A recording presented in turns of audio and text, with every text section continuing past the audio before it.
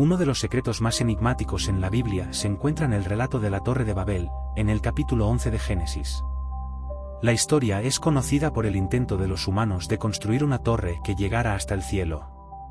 Pero detrás de esta narrativa simple se esconden muchos elementos que revelan aspectos profundos sobre la naturaleza humana, la relación entre Dios y la humanidad, y los límites del poder humano. Según el relato bíblico, después del diluvio, los descendientes de Noé comenzaron a poblar la tierra, y en un momento, llegaron a una llanura en la región de Saíner, actualmente parte de Irak. Ahí decidieron construir una ciudad y una torre cuya cúspide llegara hasta el cielo.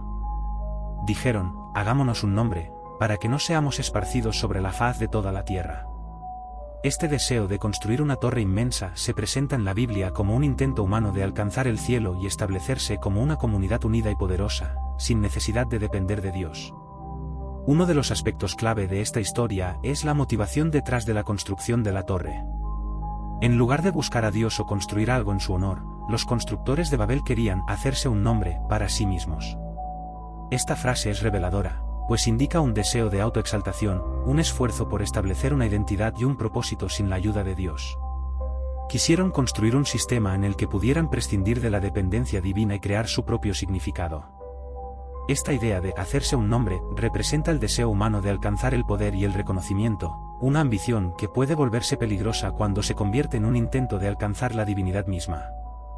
Dios, al ver la construcción de la torre, decidió descender para observar lo que los humanos estaban haciendo. Aquí, el lenguaje es irónico, ya que a pesar de que los humanos intentaban construir algo enorme, Dios aún necesitaba descender para verlo.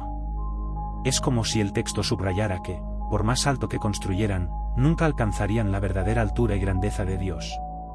Al ver que todos compartían un solo idioma y una sola visión, Dios decidió confundir sus lenguas, lo que resultó en la dispersión de las personas por toda la tierra. La confusión de las lenguas no solo impidió que continuaran construyendo, sino que también reveló la fragilidad de la unidad humana cuando se basa en el orgullo y la ambición. Aquí aparece uno de los temas profundos de esta historia, la limitación del poder humano.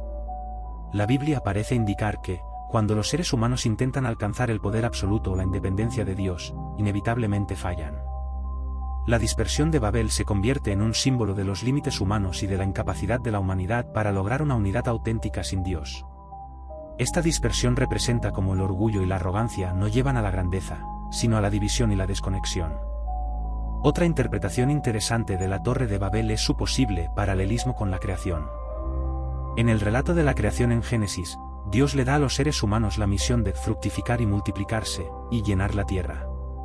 En otras palabras, el propósito original de Dios para la humanidad era que se dispersaran y llenaran el mundo. Sin embargo, los constructores de Babel iban en la dirección opuesta, querían permanecer en un solo lugar y evitar ser esparcidos. Esto muestra un intento de resistir el mandato de Dios, un rechazo a la misión original de expansión y crecimiento que Dios había dado. En lugar de confiar en el plan de Dios, decidieron establecer su propio propósito y su propia seguridad. La Torre de Babel también puede interpretarse como un símbolo de la idolatría. Al construir una torre que alcanzara el cielo, los humanos estaban tratando de imitar el poder de Dios, y en cierto sentido, de crear una conexión directa con lo divino que estuviera bajo su control. En la cultura de la época, las torres, conocidas como zigurat, eran estructuras en forma de pirámide que se usaban para honrar a deidades y como lugares de sacrificio. Al construir esta torre, los habitantes de Babel no solo querían un monumento, sino un medio de alcanzar el cielo en sus propios términos, creando un sistema donde no necesitarían depender de Dios. Esta torre simboliza, entonces, la tendencia humana a crear sus propios dioses y a confiar en su propio poder, en lugar de adorar y depender del Dios verdadero. La dispersión de Babel también tiene implicaciones espirituales y culturales. La multiplicación de lenguas y culturas ha llevado a que los seres humanos desarrollen diversas perspectivas y maneras de ver el mundo, pero también ha generado conflictos y malentendidos a lo largo de la historia. Aunque la diversidad puede enriquecer la experiencia humana, Babel nos recuerda que esta diversidad también es un recordatorio de nuestra separación original de Dios. En el relato bíblico, la confusión de las lenguas es un reflejo de la división que se produce cuando los seres humanos se alejan de Dios y buscan su propia grandeza.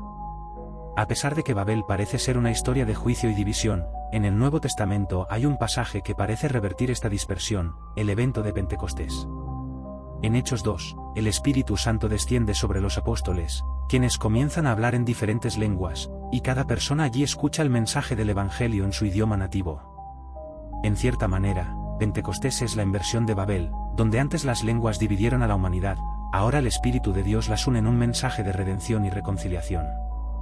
Este evento sugiere que, aunque la humanidad fue dividida por su orgullo, Dios siempre tuvo un plan para unirla nuevamente a través de su Espíritu y de su Hijo, Jesucristo. La historia de Babel, entonces, no es solo un relato antiguo sobre una torre, sino una reflexión profunda sobre los límites del poder humano, la fragilidad de la unidad cuando está basada en la ambición, y la necesidad de buscar una relación genuina con Dios.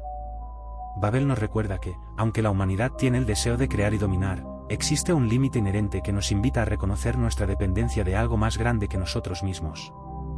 Nos recuerda también que la verdadera unidad y propósito no se encuentran en nuestra propia ambición, sino en la voluntad y la presencia de Dios.